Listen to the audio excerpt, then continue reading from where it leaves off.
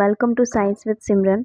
अगर आपको साइंस मुश्किल लगती है तो आज के बाद आप शायद आपकी सोच बदल जाए, क्योंकि इस चैनल पर हम साइंस को रटेंगे नहीं बल्कि समझेंगे।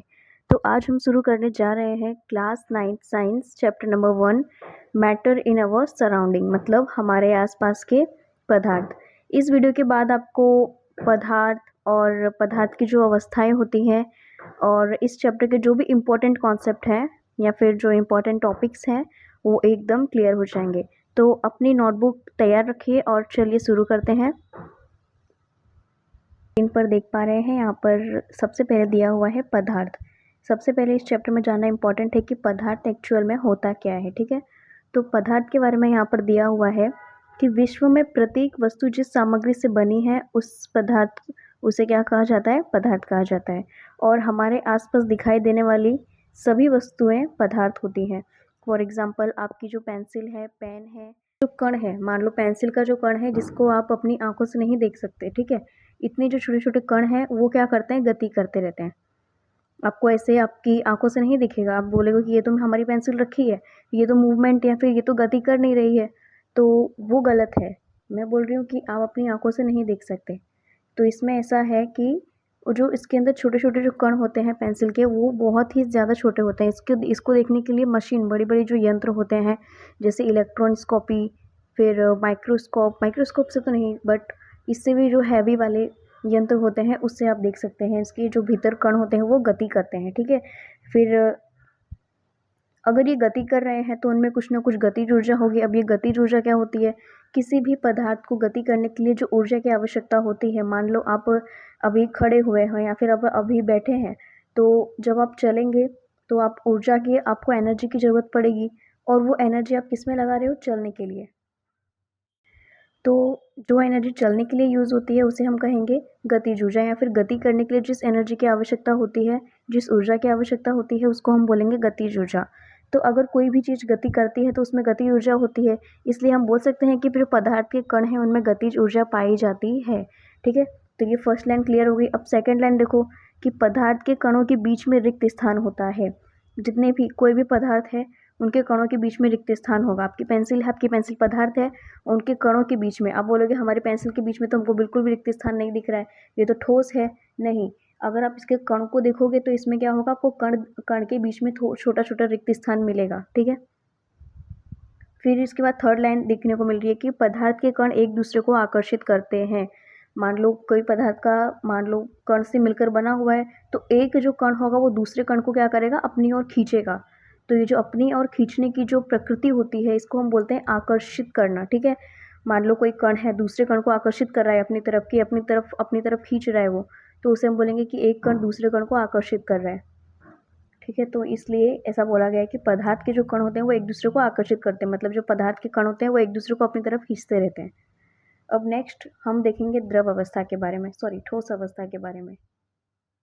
तो अगर आप ठोस अवस्था की बात करोगे तो ठोस अवस्था में क्या होता है? ठोस जो होती है वो एकदम, आपको पता है, नाम से ही पता चल रहा है। आपने सुना भी होगा, कभी कभी बोलते हैं कि ये जो वस्तु है वो बहुत ही ज़्यादा ठोस है, कठोर है। ठीक है, तो ऐसी वस्तुएं जो कठोर होती हैं या फिर इनके जो कण होते हैं ना वो बहुत ही ज़्यादा पास पास पाए जाते हैं। अगर पास पास पाए जा रहे हैं मतलब एक कण दूसरे कण को बहुत तेज़ी से खींच रहा है, इसलिए जो दूसरा कण है वो भी उसके पास है, दूसरा कण जो तीसरे कण को भी खींचेगा। तो इस तरह से क्या होते हैं, जितने भी छोटे छोटे कण होते हैं वो एक दूसरे से पास में बहुत ही अच्छे से अरेंज हो जाते हैं, मतलब बिल्कुल ही बहुत ही कम खाली जगह बचती है उन कणों के बीच में। आप स्क्रीन पर देख सकते हो ठोस की जो आकृति दी हुई है, इसमें जो इसके कण हैं वो कितने पास पास आए हुए हैं। ठीक है, उसके आप देख सकते हो कि इसका जो आकार है वो क्या होता है? निश्चित होता है। मतलब अगर ठोस है उसका आकार क्या होगा? हमेशा निश्चित, उसका आप आकार बदल नहीं सकते हो। अब आपकी पेंसिल है, आपकी पेंसिल कैसी है? बेलनाकार है, आप उसको नहीं बदल सकते। ठीक है, उसका आकार आप नहीं बदल सकते। ऐसा नहीं कि आपने अगर पेंसिल कंपास बॉक्स में रखी है तो वो बेलनाकार है, अगर बुक में रख रही हो तो वो सर्कल हो जाएगी या फिर गोल बन जाएगी, ऐसा नहीं होता। ठीक है, इसलिए हम बोलते हैं कि ठोस का जो आकार होता है वो निश्चित होता है, मतलब एक ही आकार रहेगा हमेशा। और फिर एक दिया हुआ है कि निश्चित आयतन होता है। हाँ, निश्चित आयतन भी होगा ठोस का। और फिर इसमें क्या होती है कि कम संपीड़ितता पाई जाती है। अगर हम इसको दबाएंगे तो ये बिल्कुल आसानी से नहीं दबने वाली, आपका पेंसिल आप दबाओगे तो बिल्कुल नहीं दबने वाली। फिर हम आते हैं अब द्रव अवस्था पे। अब आप द्रव अवस्था में देख सकते हो, यहाँ पे द्रव अवस्था लिखा हुआ है। फर्स्ट पॉइंट है हमारे पास द्रव जो है तरल होता है। तरल क्या होता है? तरल शब्द का मतलब होता है ऐसी चीज़ जो बहती हो, ठीक है, जिसमें बहाव पाया जाए। फॉर एग्जाम्पल पानी ले लो, शहद ले लो, पेट्रोल, है ना, ये सब जो है वो क्या है? बहती है ना, ये चीज़ें जो हैं बहती हैं, इसलिए हमको इन चीज़ों को क्या कहते हैं? तरल कहते हैं, ठीक है। तरल ऐसी चीज़ें होती हैं जो बह सकें। अब देखो पहला पॉइंट दिया हुआ है द्रव, पॉइंट दिया हुआ है द्रव जितने भी होते हैं, जितने भी दुनिया में द्रव पाए जाएंगे वो क्या है? तरल है। और मैं एक और चीज़ क्लियर कर दूं कि ये हम पदार्थ की अवस्था समझ रहे हैं। पदार्थ की अवस्था, पहली अवस्था थी ठोस, द्रव और गैस, ठीक है। द्रव दूसरी, तीसरी और गैस। तो हम ये 3 अवस्था देख रहे हैं। अब अगर हम आगे देखें द्रव अवस्था में, तो इसमें सेकंड पॉइंट है कि द्रव का कोई निश्चित आकार नहीं होता। आप जिस बर्तन में डालोगे उसे वो उसका आकार ले लेगा। फॉर एग्जांपल अगर आप एक ही, मान लो आपके पास 1 लीटर पानी है। अब 1 लीटर पानी को अगर आप किसी दूसरे अगर बर्तन में रखोगे तो वो उसका शेप ले लेगा। अगर आप उसको किसी और बर्तन में रखोगे तो उसका शेप ले लेगा। मतलब इसका जो आकार है वो बिल्कुल भी एक जैसा नहीं रहता है। इसका आकार क्या होता है? परिवर्तित होता रहता है।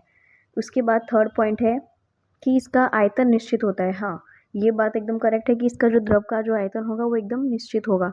क्यों? क्योंकि अगर आपने 1 लीटर पानी लिया है, अगर आप उसे ग्लास में या फिर किसी तपेली वगैरह में भरोगे तो 1 लीटर का जो पानी है वो उसमें रहेगा। बट ऐसा नहीं कि अगर अपनी जो पतीली में पानी लिया है, अगर उसे आप दूसरे बर्तन में रखोगे तो वो 2 लीटर का हो जाएगा। नहीं, उसका आकार भले ही चेंज हो जाए बट उसका जो साइज़ है या फिर उसका जो मतलब आयतन है, आयतन आयतन क्या होता है स्टूडेंट्स?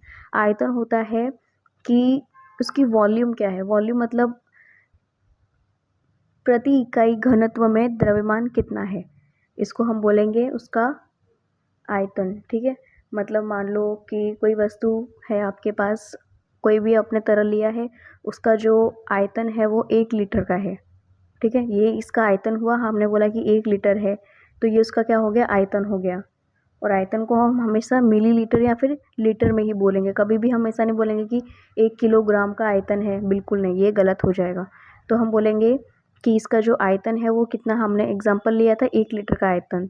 तो 1 लीटर का जो आयतन है वो अगर हम एक बर्तन में रखेंगे तो ऐसा नहीं कि अगर हम जब दूसरे बर्तन में उसे ट्रांसफ़र करें या फिर दूसरे बर्तन में डालें तो वो 2 लीटर का हो जाए, ऐसा नहीं होगा। द्रव अवस्था में जो आयतन होता है वो क्या होता है? निश्चित होता है, ठीक है। अब चौथा पॉइंट है कि द्रव में बहुत कम संपीड़न होता है। हाँ, बहुत कम संपीड़न मतलब अगर हम इसे दबाएंगे तो ये इसके जो कण होंगे वो कम दबेंगे, ठीक है, कम दबेंगे।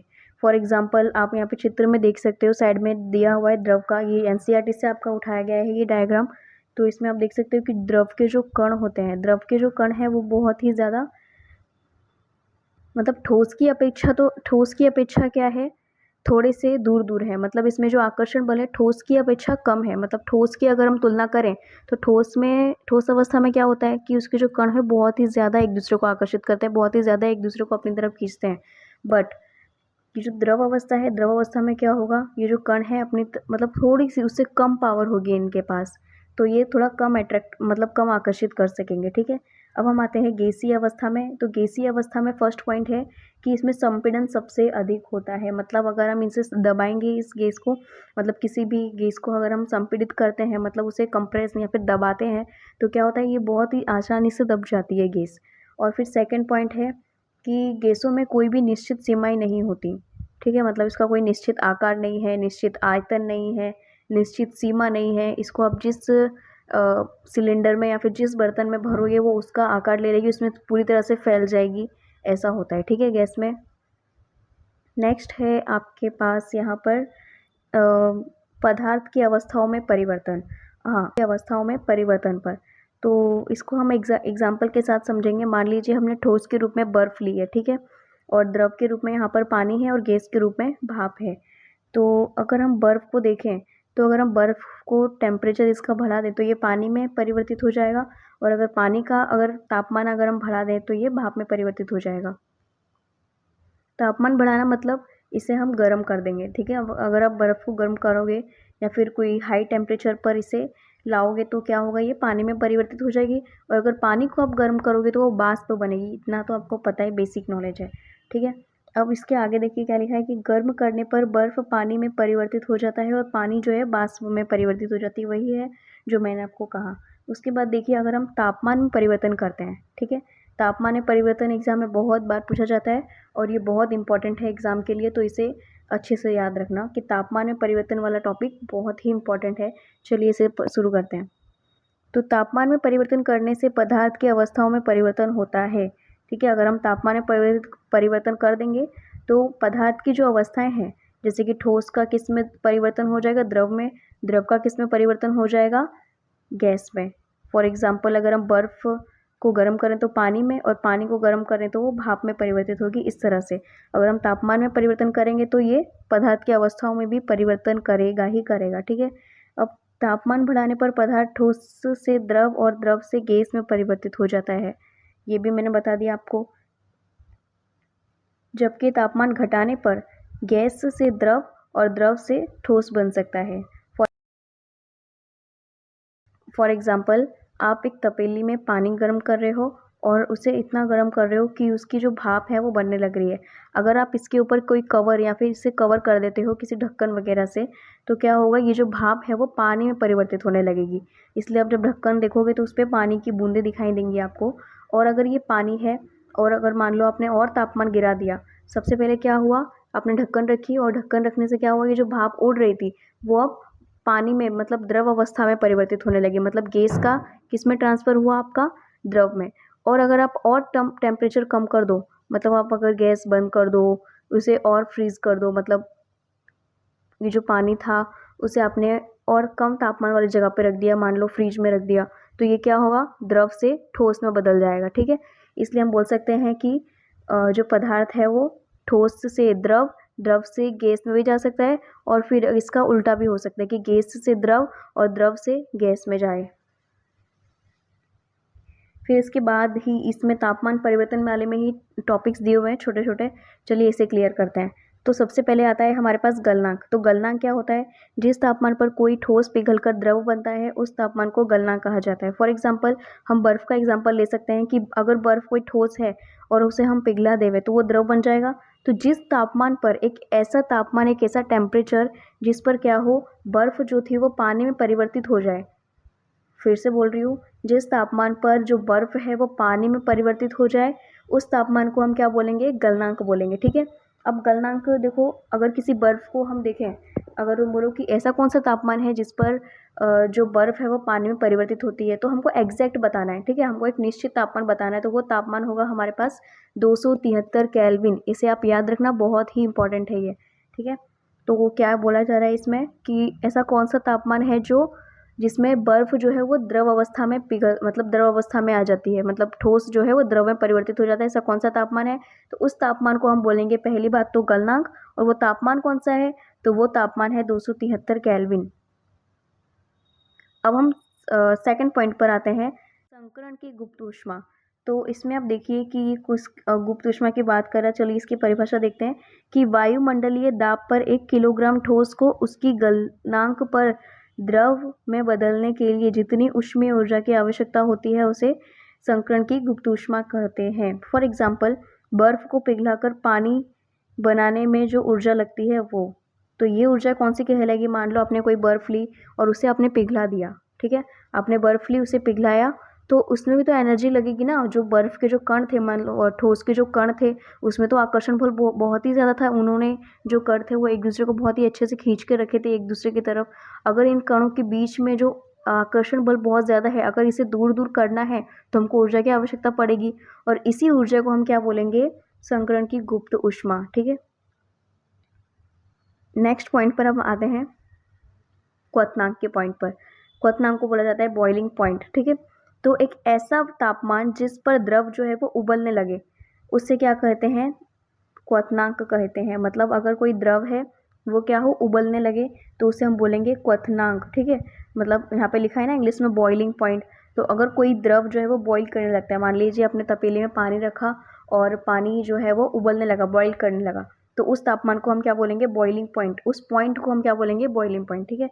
अगर जैसे कि अगर हम पानी को उबालते हैं तो वो 100 डिग्री सेल्सियस पर उबलता है, ठीक है। 100 डिग्री सेल्सियस पर कोई भी पानी है जो उबलता है। अगर हम सेल्सियस को केल्विन में परिवर्तित करेंगे, सबसे इम्पॉर्टेंट कॉन्सेप्ट इस चैप्टर का अगर कोई है तो ये है कि अगर हमको सेल्सियस से केल्विन में चेंज करना है, आपको 1 मार्क्स में पूछा जा सकता है ये क्वेश्चंस, और आपको एमसीक्यूज़ में भी पूछ सकते हैं कि बताइए कि अगर यहाँ 100 डिग्री सेल्सियस है तो इसको हम केल्विन में कैसे परिवर्तित करेंगे। तो सिंपल सा कॉन्सेप्ट है कि अगर आप सेल्सियस को कोई भी नंबर दिया है आपको सेल्सियस में और उसको आपको केल्विन में ले जाना है, तो आप क्या करोगे, उसमें 273 प्लस कर दोगे। लेकिन अगर आपको वहीं केल्विन में कोई चीज़ दी हुई है बट आपको बोला गया है कि इसको सेल्सियस में चेंज करो, ध्यान से सुनिएगा। अगर आपको बोला गया है सेल्सियस को केल्विन में ले जाइए तो आप क्या करोगे, 273 को प्लस कर दोगे। लेकिन अगर आपको बोला जाए कि केल्विन को सेल्सियस में ले जाइए, मतलब मान लीजिए आपको बोला गया है कि 20 केल्विन है, तो इसको सेल्सियस में कैसे, मतलब अगर ये 20 केल्विन है तो हम इसको सेल्सियस में क्या बोलेंगे, तो 20 में से आपको क्या करना है, 273 माइनस कर देना है। अब मान लीजिए बड़ा है तो आंसर क्या आएगा, माइनस में आंसर आएगा, ठीक है। तो उतने डिग्री सेल्सियस, तो माइनस में डिग्री सेल्सियस आंसर आएगा, ठीक है। दोबारा बोलती हूँ, अगर कोई भी नंबर जो है वो अगर सेल्सियस में दिया हुआ है और अगर आपको केल्विन में ले जाना है तो हम क्या बोलेंगे कि इसमें 273 प्लस करो। लेकिन अगर हमको केल्विन में दिया हुआ है और अगर हमको सेल्सियस में ले जाना हो तो हम बोलेंगे कि इसमें 273 का माइनस करो। नंबर सेम है, 273, बट किसी में उसको प्लस करना है और किसी में घटाना है। घटाना किस में है, अगर हमको केल्विन से सेल्सियस में जाना है तो हम घटाएंगे, और अगर हमको सेल्सियस से केल्विन में जाना है तो हम उसको जोड़ देंगे, ठीक है।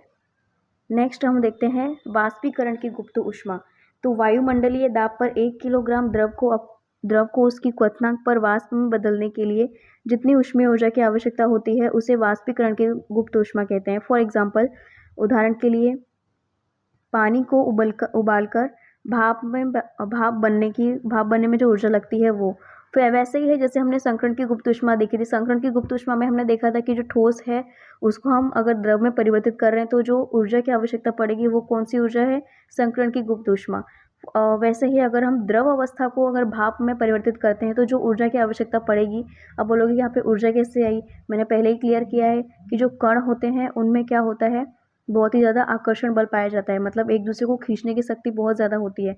अब अगर एक दूसरे को खींच के रखा हुआ है, मान लीजिए आपने आपका फ्रेंड का हाथ बहुत ही अच्छे से पकड़ के रखा हुआ है और अगर आपके दोनों का हाथ छुड़ाना है तो हमको खींचना पड़ेगा, मतलब एनर्जी देनी पड़ेगी एक दूसरे को।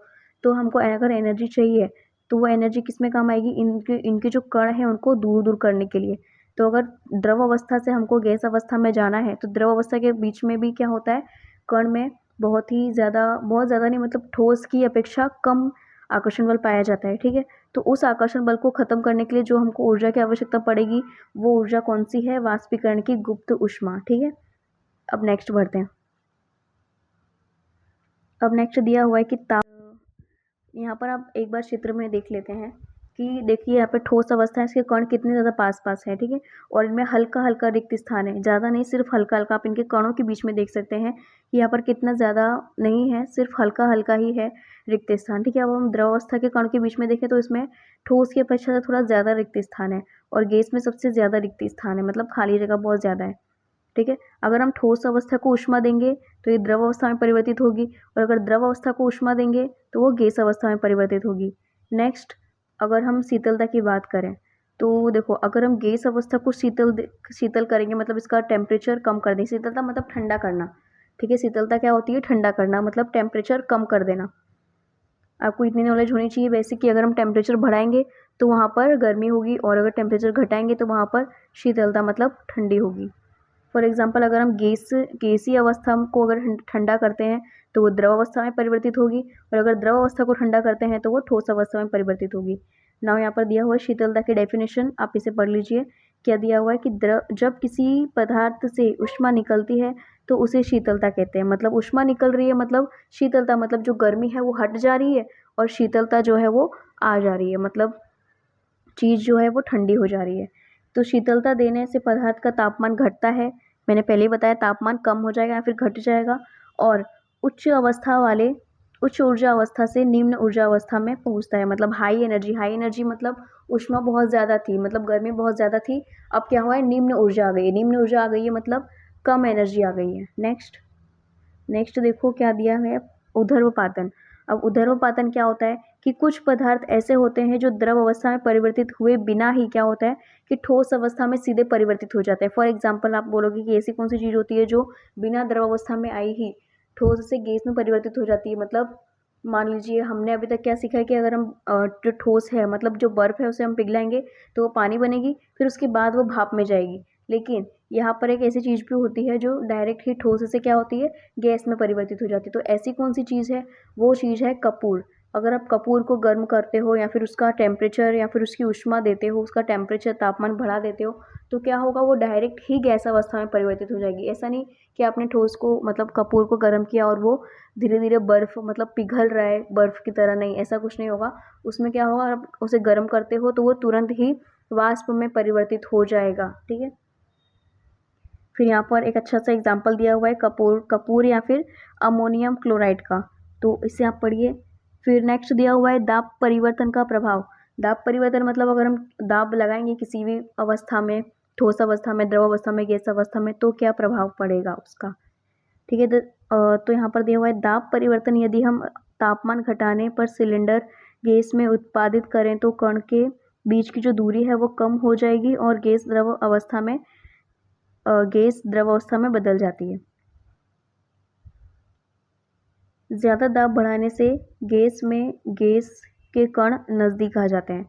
अब देखिए यहाँ पर क्या हो रहा है, मान लीजिए हमने ठोस में दाब लगाया तो ठोस में सबसे कम दाब लगेगा और द्रव में जो है उससे कम दाब लगेगा, और अगर गैस में अगर हम दाब लगाते हैं तो वो किस में परिवर्तित हो जाएगी, द्रव अवस्था में परिवर्तित हो जाएगी। फॉर एग्ज़ाम्पल, अगर आप गैस में दाब लगाते हो तो उसके जो कण हैं वो क्या होंगे, पास-पास आएँगे ना, ईज़ी सी बात है। आप यहाँ पर ऊपर जो नेक्स्ट लास्ट वाले में जो चित्र बनाए थे उनके कणों के बीच में, उसे आप देख सकते हो। अगर आप ठोस को मान लीजिए एक डब्बे में आपने गैस भरी हुई है, अगर आप उसे दबाते हो, ठीक है, आप बोलोगे गैस को कैसे दबाएँगे, तो वो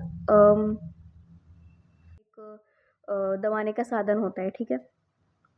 तो अगर आप उससे दबाएँगे किसी भी अवस्था में, मान लो किसी भी अवस्था के जो कण हैं, मान लो गैस अवस्था के जो कण हैं, उससे अगर आप प्रेशर दोगे या फिर दबाव दोगे, तो वो क्या होगा, उसके जो कण हैं वो पास-पास आएँगे। अब अगर कण पास-पास आ गए हैं, तो वो कण अगर पास-पास हैं, तो वो क्या कहलाएगी, द्रव अवस्था कहलाएगी। अगर आप इसे और ज़्यादा दबाते हो, तो इसके कण और भी ज़्यादा पास आ जाएँगे। अब कण अगर पास-पास है, तो ये क्या कहलाएगी, ठोस अवस्था कहलाएगी। इसलिए हम बोलते हैं कि दाब परिवर्तन का प्रभाव बहुत ही ज़्यादा असर करता है पदार्थ की अवस्थाओं के ऊपर। मैं दोबारा रिपीट करती हूँ, अगर आप गैस अवस्था में दबाव लगाओगे तो क्या होगा कि वो द्रव अवस्था में परिवर्तित हो जाएगी। क्यों होगी?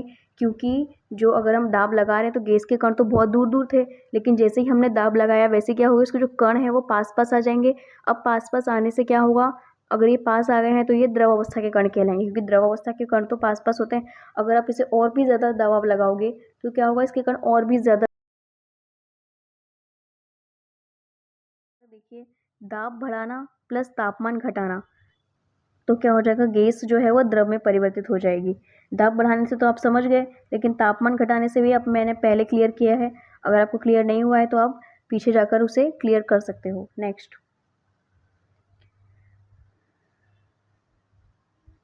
फिर यहाँ पर दाब परिवर्तन के प्रभाव दिए हुए हैं कि एलपीजी सिलेंडर में गैस बहुत अधिक दाब, लगभग 8 से 10 वायुमंडलीय दाब पर रखा जाता है। मतलब जो एलपीजी सिलेंडर, आपको एलपीजी का कॉन्सेप्ट भी क्लियर होना चाहिए यहाँ पर कि एलपीजी क्या होती है, लिक्विड पेट्रोलियम गैस, जिसको हम गैस सिलेंडर में यूज़ करते हैं, ठीक है। फिर यहाँ पर एक और गैस की बात आती है, सीएनजी। तो सीएनजी में क्या होता है, जो गैस आपके ऑक्सीजन सिलेंडर, ऑक्सीजन जो अस्पतालों में भरे सिलेंडर होते हैं, ऑक्सीजन सिलेंडर, उसमें क्या होता है, सीएनजी का यूज़ किया जाता है। लेकिन हम जो घर में जो हमारे गैस सिलेंडर होते हैं उसमें कौन सी गैस भरी होती है, गैस एलपीजी, ठीक है, लिक्विड पेट्रोलियम गैस, ये आपको याद रखना है। अब यहाँ पर दिया हुआ है कि एलपीजी सिलेंडर में गैस को बहुत अधिक दाब पर भरा जाता है। जितना ज़्यादा दाब होगा उतनी ज़्यादा गैस भरी जा सकती है, ठीक है। फॉर एग्ज़ाम्पल, अगर आप किसी भी डब्बे में कोई चीज़ भरते हो, मान लो आपने एक डब्बा लिया, उसमें गेहूँ भर रहे हो, तो आप उसको जितना दबा कर भरोगे उतना ज़्यादा भर सकता है वो। वैसे ही क्या होता है कि एक सिलेंडर में जितनी ज़्यादा हम गैस भरना हो तो उसमें दबाव भी क्या होना चाहिए। अब आपको यहाँ पर 1 मार्क्स के लिए एक इम्पोर्टेंट टॉपिक याद रखना है कि बर्फ़ जो है वो ठोस कार्बन डाइऑक्साइड, सॉलिड CO2, मतलब ये जो बर्फ़ होती है वो सूखा मतलब कार्बन डाइऑक्साइड होती है, सूखी बर्फ़ जिसे कहा जाता है। आपने देखा होगा कि कुछ-कुछ मतलब लगती है बर्फ़ जैसी, बट वो बर्फ़ एक्चुअल में होती नहीं, वो क्या होती है, ठोस कार्बन डाइऑक्साइड। अब यहाँ पर दिया हुआ है कि दाब और ताप के प्रभाव से पदार्थों के 3 अवस्थाओं का जो अंतरा रूपांतरण है वो इस प्रकार है। मतलब अगर हम एक चीज़ को किस में रूपांतरण करेंगे तो ये बन जाएगा, और दूसरी चीज़ को इसमें रूपांतरण करेंगे तो ये बन जाएगा। फॉर एग्जांपल देखो यहाँ पे ठोस है, अगर हम ठोस को गलाएं, मतलब ठोस को अगर पिघला दें, लिखा है ना गलन, मतलब अगर हम उसे पिघला दें तो क्या बन जाएगा, द्रव। अगर हम द्रव को वाष्पीकृत करना चाहें, मतलब द्रव को भी और ज़्यादा पिघलाना चाहें, तो वो क्या बन जाएगा, गैस बन जाएगा। और अगर ठोस है तो अगर उसे ऊर्ध्वपातन हम देख चुके हैं पीछे, अगर आप नहीं समझ पाए हैं तो पीछे जाइए और क्लियर कीजिए उसे। और अगर हम जो ठोस है उसका ऊर्ध्वपातन करेंगे तो वो गैस में परिवर्तित हो जाएगा। ठीक है, अब यहाँ पर वाष्पीकरण की दी हुई है। वाष्पीकरण आप अब तक तो समझ ही गए होंगे कि वाष्पीकरण क्या है। सिंपल है, वाष्प बनने की प्रक्रिया। ठीक है, भाप बनने की प्रक्रिया, एक ऐसी सतही प्रक्रिया जिसमें किसी द्रव के पदार्थों में सतह के कण क्वथनांक के नीचे किसी भी तापमान पर वाष्प में बदलने लगते हैं। ऐसी प्रक्रिया क्या कहलाती है, वाष्पीकरण कहलाती है। ठीक है, तो वाष्पीकरण को प्रभावित करने वाले कारक अब हम देखेंगे। वाष्पीकरण को कौन कौन प्रभावित कर सकते हैं, तो सतही क्षेत्रफल। सतही क्षेत्रफल बढ़ाने से वाष्पीकरण की दर बढ़ जाती है। अब ये सतही क्षेत्रफल क्या होता है, मान लीजिए आपने कोई छोटी तपेली में, बहुत छोटी साइज़ है उसकी, ठीक है, बहुत ही ज़्यादा छोटी साइज़ है तपेली की, उसमें आप पानी गर्म कर रहे हो, तो उसमें क्या होगा, पानी की जो वाष्प है वो कम बनेगी। लेकिन वहीं आपने एक बहुत ही बड़ा तपेला लिया हुआ है और उसमें अगर आपने बहुत ज़्यादा पानी भरा हुआ है, तो सिंपल है कि अगर क्षेत्रफल बढ़ गया, क्षेत्रफल मतलब समझते हो आप, उसका जो एरिया है या फिर उसकी जो जगह है वो बढ़ गई, मतलब तपेली पहले छोटी थी अब बड़ी हो गई है। अब अगर बड़ी हो गई तो जो पानी की जो सतह होगी, पानी की सतह मतलब जितना पानी भरोगे, अब सतह से ही तो वाष्प बनना शुरू होती है। तो अगर सतह बड़ी हो गई तो वाष्प भी ज़्यादा बनेगी, और अगर सतह छोटी है तो वाष्प कम बनेगी। सिंपल सा है, अगर क्षेत्रफल ज़्यादा होगा बर्तन का तो ज़्यादा वाष्प बनेगी, और अगर कम क्षेत्रफल होगा तो कम वाष्प बनेगी। ठीक है, इसलिए बोला गया है कि सतही क्षेत्रफल बढ़ाने से वाष्पीकरण की जो दर है वो बढ़ जाती है। ठीक है, अब यहाँ पर नेक्स्ट दिया हुआ है तापमान में वृद्धि। अब तापमान बढ़ाने से अगर आप मान लीजिए गैस आपने स्लो रखी है, ठीक है, तो क्या होगा कि जो वाष्प है या फिर जो वाष्पीकरण की जो प्रक्रिया है वो धीरे धीरे होगी। लेकिन जैसे ही आप गैस की जो फ्लेम है वो हाई कर देते हो, गैस की जो स्पीड है वो तेज़ कर देते हो, एकदम हाई स्पीड पर रख देते हो, गैस को हाई फ्लेम पर रख देते हो, तो क्या होगा कि जो वाष्प जो बन रही है वो बहुत ही ज़्यादा तेज़ तेज़ बनेगी। ठीक है, फिर आर्द्रता। आर्द्रता क्या होती है, नमी, जिसे हम नमी कहेंगे। अगर हवा में आर्द्रता नमी कम हो तो वाष्पीकरण की दर घट जाती है। मतलब नमी आप समझते हो, हल्का हल्का वाटर, हल्का हल्का पानी जैसा वातावरण। ठीक है, अगर वातावरण में मान लीजिए बारिश का मौसम है, तो बारिश के मौसम में क्या होता है कि जो वातावरण होता है, जो पर्यावरण होता है, उसमें नमी पाई जाती है, हल्का हल्का गीलापन सा पाया जाता है हर जगह। ठीक है, तो उसमें क्या होगा, वाष्पीकरण की जो प्रक्रिया है वो कम हो जाएगी। और सबसे ज़्यादा वाष्पीकरण की प्रक्रिया कब होती है, गर्मियों के मौसम में, और सबसे कम होती है वर्षा ऋतु के मौसम में। नेक्स्ट है यहाँ पर वायु की गति। अगर वायु की गति बढ़ जाती है तो वाष्पीकरण की जो दर होती है वो भी बढ़ जाती है, ये आपको याद रखना है। नेक्स्ट है कि वाष्पीकरण से शीतलता होती है। सबसे इम्पॉर्टेंट है कि वाष्पीकरण होगी तो जैसे जैसे अगर वाष्प निकलती जाती है तो क्या होती है, शीतलता आती जाती है। ठीक है, मतलब वाष्पीकरण फॉर एग्जाम्पल, सबसे अच्छा एग्जाम्पल मैं देना चाहती हूँ आपको हमारे हमारे शरीर का। हमारे शरीर में भी वाष्पीकरण पाया जाता है। कैसे पाया जाएगा, हमारे बॉडी से जो पसीना रिलीज़ होता है, जो पसीना रिलीज़ होता है, उससे क्या होता है, मतलब हमारा जो शरीर है उसमें ऊष्मा पाई जाती है। और ऊष्मा से क्या होता है, जो हमारे शरीर में अतिरिक्त जो जल है, अतिरिक्त मतलब एक्स्ट्रा जो पानी है, उसको क्या होगा, वो वाष्प के रूप में परिवर्तित करेगा। और ये वाष्प कैसे निकल कर आती है, हमारी बॉडी से पसीने के रूप में निकल कर आती है। तो ये जो वाष्प है, जितना ज़्यादा पसीना निकलता है उतनी ज़्यादा हमारी बॉडी में क्या होती है, शीतलता मतलब ठंडक बनी रहती है। तो वाष्पीकरण प्रक्रिया के दौरान द्रव हुई ऊर्जा को पुनः प्राप्त करने के लिए द्रव के कण अपने आसपास के वातावरण से ऊर्जा अवशोषित कर लेते हैं। इस अवशोषण के कारण वातावरण शीतल हो जाता है। ठीक है, नेक्स्ट है यहाँ पर सबसे हमारे डेली लाइफ के जो एग्जांपल्स हैं वो दिए हुए हैं, चैप्टर के मोस्ट टाइम पे एग्जांपल्स हैं। इससे क्वेश्चन बनने की बहुत ज़्यादा चांसेस हैं और ये बहुत इंपॉर्टेंट भी है, तो इसे ध्यान से सुनेंगे। पहला एग्जांपल है, अगर हम हाथ पर एसीटोन डालते हैं तो एसीटोन हमारे हाथ से ऊष्मा लेकर वाष्प में परिवर्तित हो जाता है और इसी कारण से हमें हाथ पर शीतलता महसूस होती है। आपने मार्केट में मिलने वाले नॉर्मल एसीटोन को तो देखा ही होगा नॉर्मली कि ये एसीटोन होता क्या है। अब नेल पॉलिश छुटाने में भी काम आता है ये एसीटोन। तो एसीटोन क्या करता है, अगर आप उसे स्किन पर, अपनी स्किन पर लगाओगे तो क्या होगा, हमारे शरीर में क्या होता है, ऊष्मा पाई जाती है। ठीक है, ऊष्मा मतलब गर्मी होती है हमारी हीट में। हमारी बॉडी का लगभग टेम्परेचर भी कितना 37 डिग्री सेल्सियस तक टेम्परेचर होता है। अब इतने टेम्परेचर में जो हमारी बॉडी है, अब अगर उस पर हम एसीटोन अगर डाल रहे तो हमारी स्किन जो है उसके अंदर का जो एसीटोन है वो क्या करेगा, हाथ से हमारे एसीटोन ऊष्मा लेगा। मतलब हमारे हाथ के अंदर जो ऊष्मा है वो एसीटोन क्या करेगा, वो ऊष्मा को ग्रहण करेगा और ऊष्मा को लेने के बाद क्या होगा, वाष्प में परिवर्तित हो जाएगा। इसलिए अगर वाष्प हो रही है, वाष्पीकरण हो रहा है तो क्या होगा, हमको शीतलता का अनुभव होगा। याद रखिएगा, कहीं भी अगर वाष्पीकरण होता है तो वहाँ पर शीतलता पाई जाएगी, मतलब ठंडक का अनुभव होगा। नेक्स्ट है कि गर्मी में हमें सूती कपड़े पहनने चाहिए, क्योंकि गर्मियों में पसीना अधिक आता है। सूती कपड़े पानी के अवशोषक होते हैं। वाष्पीकरण के कारण पसीना अवशोषित करके वाष्प में परिवर्तित हो जाता है और इसी वाष्पीकरण से शीतलता होती है। तो गर्मी में सूती कपड़े से आराम मिलता है। आपको क्वेश्चन भी आ सकता है 2 या 3 मार्क्स में कि गर्मियों में सूती कपड़े पहनने चाहिए, कारण दीजिए। ठीक है, इस तरह के क्वेश्चन आ सकते हैं। तो क्यों पहनने चाहिए, क्योंकि जो सूती कपड़े होते हैं वो हमारे पसीने को क्या करते हैं, अवशोषण मतलब एब्जॉर्ब कर लेते हैं, सोख लेते हैं। अब जो पसीना होता है उसे सोख लेते हैं सूती कपड़े हमारी। और इसलिए क्या होता है, अगर ये एब्जॉर्ब हो जाए तो हमको ज़्यादा से ज़्यादा क्या होगा, ठंडक का अनुभव होता है गर्मियों के मौसम में।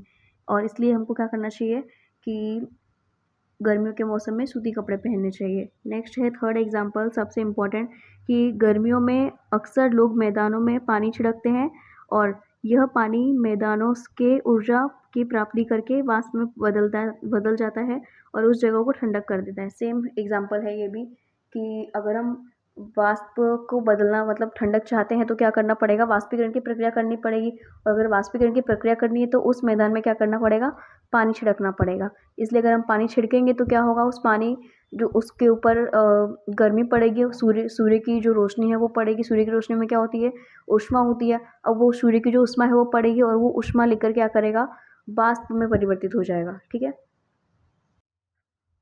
तो स्टूडेंट्स आज हमने चैप्टर 1 का यह हिस्सा अच्छे से समझ लिया है।